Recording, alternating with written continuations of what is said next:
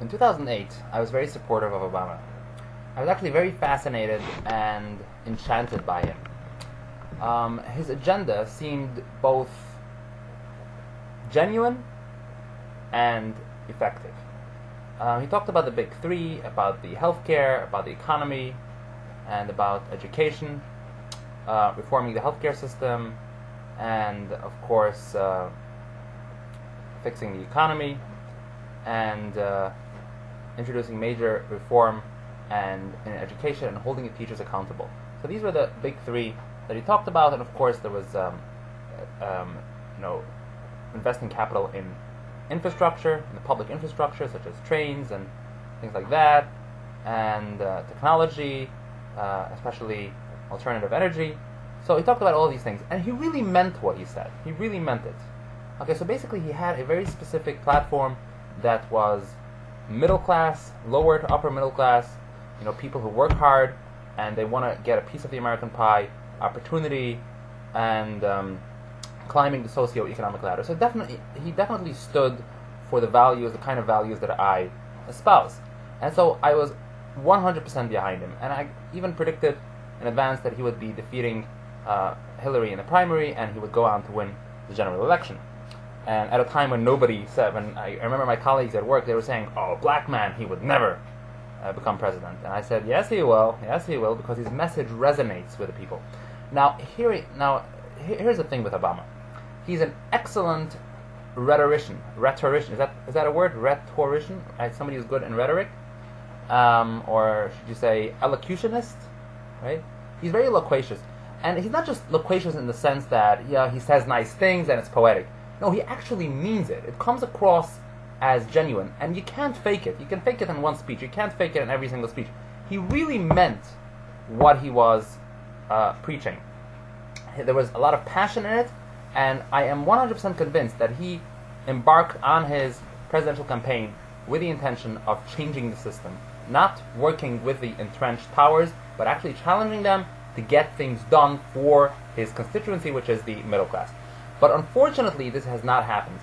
And this is almost right from the get-go, he stumbled into problems with the healthcare reform, and he just caved. He caved in more and more and more and more. And subsequently, the Republicans basically had him by the balls. They saw that how he relented to them, and he just didn't stand up to them, not just legislatively, but he didn't stand up to them in terms of pointing the finger at them to the American people and showing, you guys are the ones due to whom we cannot accomplish and get things done. And he has never done that, which is which is the point that I'm trying to make in this video, which is that Obama is an idealist. So he's envisioning a system, a perfect system, and then he says, okay, how can we get there? What do we need to do to get there? What he's not taking into consideration is that there are certain people who will oppose you, not because your agenda is not to their liking. They're going to oppose you because they just don't want you in office. They just don't want you in office. They want you to fail. And so you might ask, well, don't they represent the American people? Aren't the American people behind me? Well, not really, because if the American people, if they're not aware of what's really happening, if you can throw enough smoke and pull the wool over their eyes, and they're not going to realize what's really happening here, they're actually going to blame you, meaning Obama. They're going to blame Obama for his failings. They're not going to blame the Republicans. And that's exactly what the Republicans have been doing for the last 5 years, right? They've basically been stalling. Oh, they have no plan. They have no plan on how to fix the Social Security, the medical system. They have no plan with infrastructure. They have no plan with education. They have no plan on anything.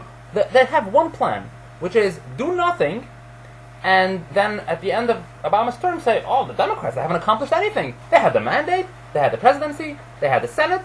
Initially they had the Congress, the House as well. And what have they done? They haven't done nothing for you. Okay, elect me. Because he's no good. Okay, basically a negative campaign. He didn't do anything for you, elect me. So that's basically their agenda. And the fact that Obama doesn't see that this is what they're trying to do, or he's somehow strategically, I can't figure out how this would be strategically correct, but somehow he's strategically ignoring them, is beyond me. How can he not how can he not just emphatically point out that this is what the Republicans are doing, and they're acting against the middle-class American interest, and they're basically completely ignoring the average person. And so basically he entered office as a centrist, and he was trying to find common ground and basically saying, let's sit down, what can we accomplish? What do we all agree upon? What do we all agree upon? But that's not what the Republicans are doing. The Republicans don't care what we all agree upon, because they're not representing the people anymore. They're representing themselves, the Republican Party. They want the Republican Party back in the political leadership for the upcoming election. That's what they want. They want to win seats. They want to perpetuate their own political power. And the actual political platform, which is the basis of their political power, doesn't matter anymore. It's basically just ego. It's just myself. I want to see myself sitting in that seat. That's more important than anything else. And so again, Obama's problem is he's too centrist. He hasn't challenged the Republicans, and most importantly, he's not using the bully pulpit properly. He needs to go out there. People want to listen to him. Arguably, the president's greatest power is not his executive powers, as enumerated by the Constitution. No, you're just carrying out the law. You're not even making the law. Okay, he's actually weaker constitutionally. In many ways, he's weaker than even just an average congressman, because he doesn't make the law. He just carries out the law. His power rather is that he represents. He's the single person that he represents, the single most esteemed representative of the American people. And when he articulates the American vision, people listen. And when he says this person is standing in the way, and he points a finger, this person or this party or this group is standing in the way, then people listen and people evaluate and analyze, and if the president said so, that means something, right? And basically they're listening to you. You have their attention, and use that bully pulpit to make your point, and point out and show them, call them out on that, right? Call them out on that. They're not looking out for you. Point to those Republicans, the Republican Party. They're not looking. They don't want to fix the problems that are irking you. They're not concerned about your education. They're not concerned about your medical care. They just want to stall because they want to see themselves in office in the next term. That's what it is. And he has to reiterate that. Not forget about the common ground. The common ground doesn't work because, if he went into office just with this approach at the beginning, I don't blame him, because I can't blame somebody for being an idealist. But it hasn't worked. Come on, it hasn't worked, and you have to switch. What's Plan B? What's Plan B? And Plan B is play fucking hardball. You need to fight back, and you need to just be partisan. At this point, his bipartisanship, throw it out the window. He should have thrown it out the window a long, long, long time ago. Bipartisanship doesn't work with the Republicans. It only works with a person who is committed to actually representing, to really, genuinely representing their people. And then we can sit down at the table and see how can we come up with a law, both of our constituencies will agree upon. And so this is my criticism of Obama. And it's very unfortunate that he has failed to really fully capitalize on his mandate. And at this point, basically, I see him as a lame duck. Nothing further is going to be accomplished in this administration. And to some extent, I even root that I'm not even rooting, even though by nature I'm a Democrat, it's difficult for me to root for a Democratic administration for the next term, because they just haven't done anything. So at this point, I'm hoping that if the Americans elect a Republican administration, and so either they will just see, okay, they will be able to compare the apples and the oranges. Okay, which one is better? And so they'll see, okay, this is what the Democrats have done, and this is what the Republicans stand for, and now what do you want? Is this what you want? Okay, and so this will actually clarify to the American people what's at stake here. So that's one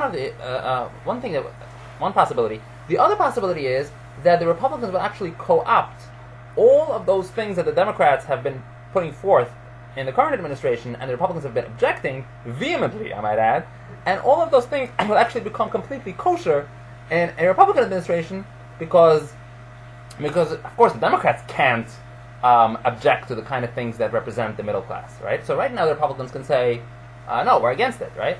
For political reasons, obviously, not because their constituency isn't for it, but in a future administration, if indeed there's enough uproar about their evasive and non-representative policies of the current Republican position in the current administration, so then they're going to be forced to adopt Democratic principles, and at that point the Democrats will be behind them. So at least at that point we're going to get things done. Unless, of course, the Democrats play the same game that the Republicans are playing in this administration, in which case they're just going to be against it just because the Republicans are espousing those ideas. So, but I'm hoping that usually this is the way it works. That it's the opposite party who proposes legislation that actually carries through a particular set of laws. Meaning, like for example, Nixon, right? Nixon was a Republican, and he was actually one of the most outspoken anti-communist presidents that we've had.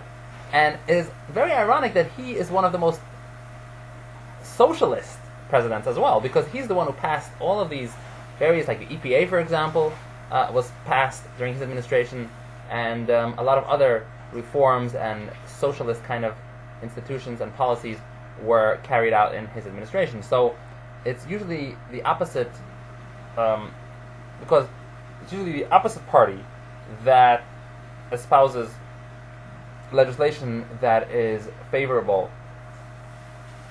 to that carries the day. So yeah, so that's basically what I have to say about this, and yeah.